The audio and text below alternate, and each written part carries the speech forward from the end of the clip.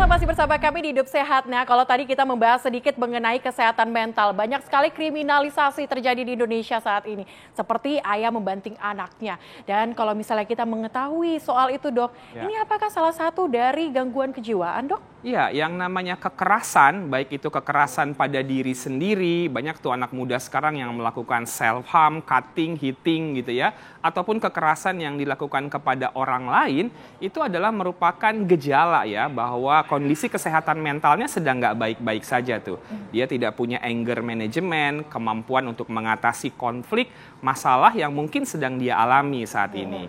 Sehingga datang ke profesional kesehatan jiwa untuk melakukan assessment, pemeriksaan yang lengkap menjadi suatu pilihan yang bijaksana. Karena dengan kita cepat menangani kalau memang ada gangguan kejiwaan yang sedang diderita, maka peluang kemungkinan untuk dia bisa pulih, sembuh, bisa berfungsi dan beraktivitas akan lebih besar tentunya. Oke, Dok, kalau misalnya kita bergeser sama kasus ya memang hari ini ya sampai detik ini nih masih sangat hangat ya dan ramai di media sosial juga. Kasus Vina. Kasus Vina ini memang pertama kali kita ketahui itu adalah kesurupan dari Linda. Ini kalau kesurupan ini sendiri kalau dari medis, Dok, sebagai dokter jiwa nih, kedokteran jiwa. Ini apakah kesurupan ini nih dilakukan secara sadar atau tidak, Dok? Ya, jadi fenomena kesurupan atau kerasukan itu adalah fenomena sosial budaya ya, yang ada di masyarakat, kepercayaan, pandangan dari masyarakat kita. Kami kalau secara medis psikiatri gitu, banyak menemukan di instalasi gawat darurat ataupun di rumah sakit jiwa, dianggap oleh pasien, oleh keluarga bahwa ini kesurupan, Dok. Tetapi saat kita lakukan pemeriksaan, ternyata ini adalah merupakan suatu masalah kesehatan jiwa gitu ya. Yang pertama ada stres akut, ada gangguan mental organik, dia kelelahan secara fisik dan emosional, ada juga infeksi atau penyalahgunaan zat, atau suatu gangguan-gangguan kejiwaan yang berat seperti skizofrenia, di mana yang bersangkutan itu nggak bisa membedakan mana yang nyata dan tidak nyata. Ada halusinasi, ada delusi, ada lagi gangguan bipolar yang ditandai dengan mood yang swing, kadang-kadang senang berlebihan dan kemudian sedih yang berlebihan.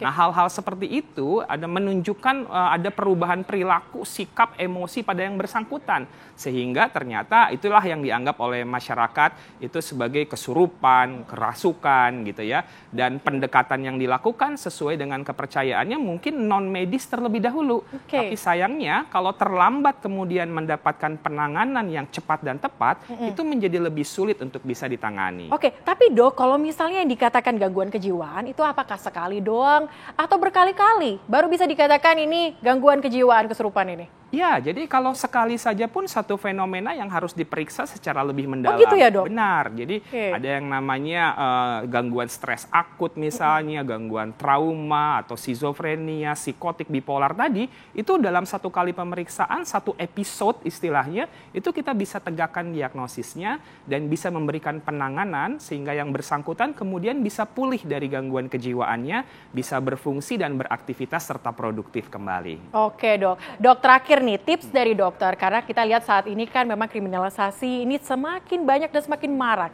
Apa sih yang membuat kita merasa cemas, emosional? Kira-kira tips dari dokter ada apa nih? Ya, jadi situasi kondisi dunia sekarang ini memang tidak baik-baik saja ya. Stresor ada di mana-mana, baik di pekerjaan, di keluarga, di kampus, di sekolah, hubungan relationship. Sehingga penting sekali kita melakukan deteksi dini terhadap tanda-tanda stres yang kita alami dalam hidup kita sehari-hari. Belajar terus berbagai teknik manajemen stres.